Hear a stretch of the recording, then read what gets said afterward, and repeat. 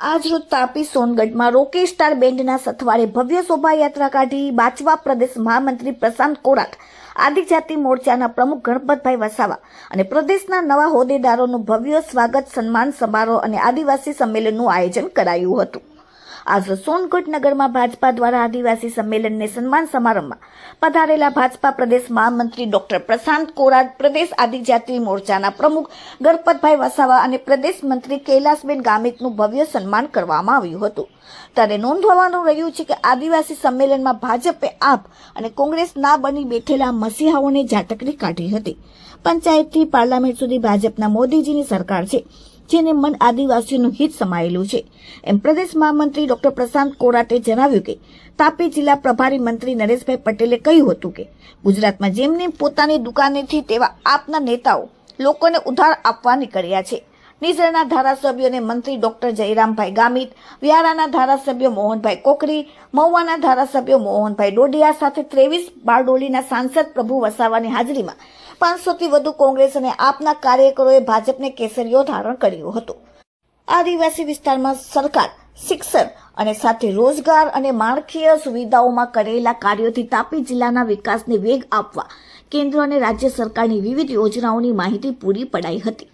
આ કાર્યક્રમને સફળ બનાવવા તાપી જિલ્લાના ભાજપના પ્રમુખ સુરજભાઈ વસાવાના નેતૃત્વમાં જિલ્લા મહામંત્રી રાકેશભાઈ કાચવાલા, એપીએમસી સોનગઢના પ્રમુખ અને જિલ્લા ઉપપ્રમુખ જિગ્નેશભાઈ દોડવડા, અશોકભાઈ પાઠક સોનગઢ અને વ્યારા નગરપાલિકાના પ્રમુખ કારોબારી અધ્યક્ષ હેતલબેન મહેતા, સોનગઢ સંગઠનના પ્રમુખ અમિતભાઈ અગ્રવાલ, મહામંત્રી વિમલ દેસાઈ સહિત નગરના કોર્પોરેટરો, સંગઠનના હોદ્દેદારો અને કાર્યકર્તાઓએ કાર્યક્રમને સફળ બનાવવામાં ભારે જહેમત ઉઠાવી હતી અને કાર્યક્રમને સફળ કરીને બતાવ્યું હતું. ડોક્ટર બિંદેશ્વરી સહ સાથે રક્ષા ગામિત, તાપી. આજે તાપી ભારતીય જનતા પાર્ટી દ્વારા અનુસૂચિત જનજાતિ મોરચાના અમારા નવનિયુક્ત પ્રદેશ અધ્યક્ષ આદરણીય શ્રી ગણપતસિંહભાઈ વસાવા, પ્રદેશ ભારતીય જનતા પાર્ટીના મંત્રી બેન શ્રી કૈલાસબેન ગામિત સાથે મને પણ મહામંત્રીની જવાબદારી મળી છે. જ્યારે અમારા પ્રદેશ અધ્યક્ષ આદરણીય શ્રી જગદીશભાઈ વિશ્વકર્મા સાહેબની પ્રદેશની ટીમની અંદર, ત્યારે તાપી જિલ્લા ભારતીય જનતા પાર્ટી દ્વારા અમારા અધ્યક્ષ આદરણીય શ્રી સુરજભાઈ વસાવાજીના નેતૃત્વમાં આજે ખૂબ સરસ ભવ્ય સત્કાર સમારંભ અને અભિવાદન સમારંભ વ્યારા વિધાનસભાની અંદર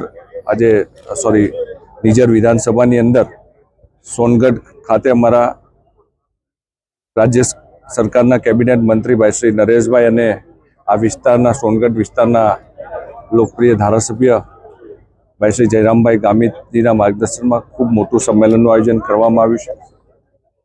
આ વિસ્તારની અંદર જે રીતે સવારથી લોકોએ જે પ્રેમ આપ્યો છે, આખું સોનગઢ શહેર આજે રસ્તા ઉપર આજે અભિવાદન માટે થઈને, સત્કાર માટે થઈને ઉપસ્થિત હતું અને આજે અત્યારે બધા લોકોએ ખૂબ સરસ ભારતીય જનતા પાર્ટીના કાર્યકર્તાઓએ મહેનત કરીને ભવ્ય સત્કાર સમારંભ કર્યો છે. ત્યારે બધાનો હૃદયથી આભાર માનું છું.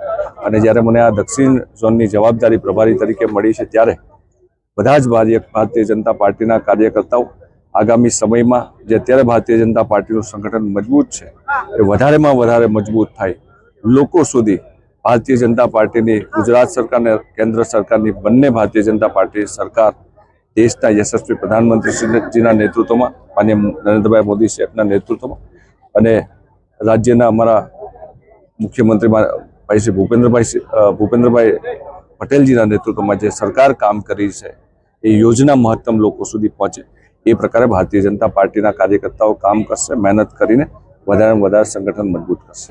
મિત્રો, આજે તાપી જિલ્લા ભારતીય જનતા પાર્ટી દ્વારા નવનિયુક્ત ભારતીય જનતા પાર્ટીના હોદ્દેદારોનો સન્માનનો કાર્યક્રમ હતો અને સાથે સાથે વિશાળ સંખ્યામાં આદિવાસી સંમેલન અને આદિવાસી રેલીનું પણ આયોજન થયું.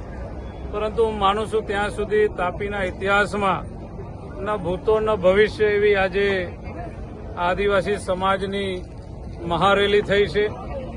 એ જ બતાવે છે એક વખત જે તાપી જિલ્લો કોંગ્રેસનો ગઢ હતો, એ તાપી જિલ્લા આજે ભારતીય જનતા પાર્ટીનો ગઢ એટલા માટે બન્યો છે કે જે પ્રકારે નરેન્દ્રભાઈ મોદી સાહેબની ભારતીય જનતા પાર્ટીની સરકાર જે પ્રકારે અમારા ભૂપેન્દ્રભાઈ પટેલ સાહેબની સરકાર અને અમારા આદરણીય પ્રદેશ અધ્યક્ષ શ્રી જગદીશભાઈ વિશ્વકર્માજીના માર્ગદર્શન હેઠળ આદિવાસી સમાજને શિક્ષણ, સિંચાઈ, રોડ, રસ્તા, વીજળી જે પ્રકારની સુવિધાઓ જે વર્ષોથી માંગી રહ્યા હતા એ આજે ભારતીય જનતા પાર્ટીની સરકાર આપી રહી છે.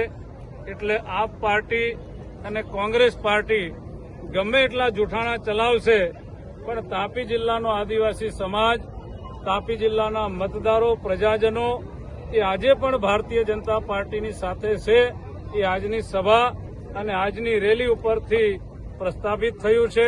આપ સૌએ જોયું હશે, કલાકોના કલાકો સુધી અહીંયા લોકો બેસી રહ્યા અને લગભગ 300 થી 500 જેટલા આપ પાર્ટીના કાર્યકર્તા અને કોંગ્રેસ પાર્ટીના કાર્યકર્તાઓએ આજે ભાજપમાં પ્રવેશ લીધો છે. આ તમામ લોકોનું હું ભારતીય જનતા પાર્ટીના પરિવારમાં હું દિલથી સ્વાગત કરું છું. નમસ્કાર. આજે તાપી જિલ્લાનો ભારતીય જનતા પાર્ટી જિલ્લા આયોજિત આજે આદિવાસી મહાસંમેલન હતું.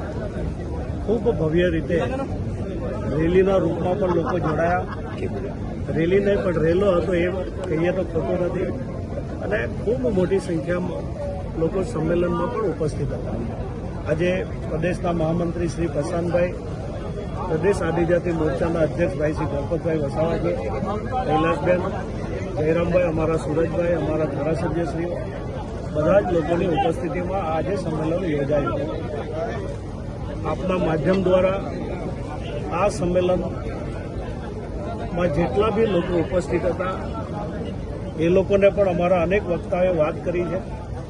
અને મેં પણ ચોખ્ખું કહ્યું છે કે વર્ષો સુધીની અમારા આદરણીય યશસ્વી પ્રધાન નરેન્દ્રભાઈ મોદીજીની તપસ્યાના કારણે એક આદિવાસી આગેવાન તરીકે હું ચોક્કસ રીતે કહી શકું છું કે આદિવાસીની જો સર્વાંગીની વિકાસની વાત કરીએ કે વ્યક્તિ વિકાસની વાત કરીએ તો ફક્ત ને ફક્ત આદરણીય નરેન્દ્રભાઈએ આદિવાસી સમાજની ચિંતા કરી છે.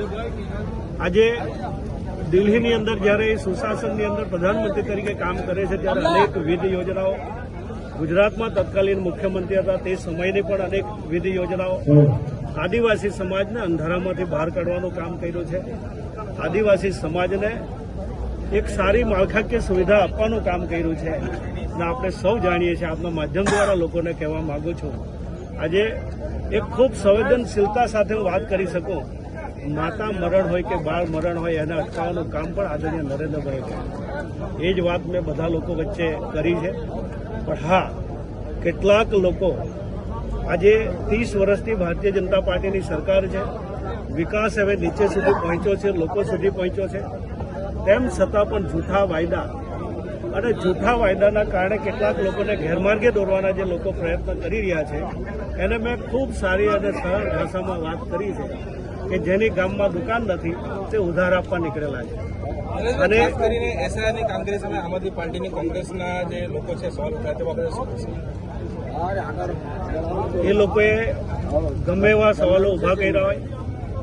ભારત સરકાર અને ખાસ કરીને આપણું ચૂંટણી કમિશને જ્યારે ખૂબ પારદર્શિતા સાથે એસઆઈઆરની કામગીરી કરી છે અને હું ચોક્કસ એવું માનું છું કે સાચો મતદાર એ એનાથી વંચિત નહીં રહે એની પણ કાળજી રાખવામાં આવી છે.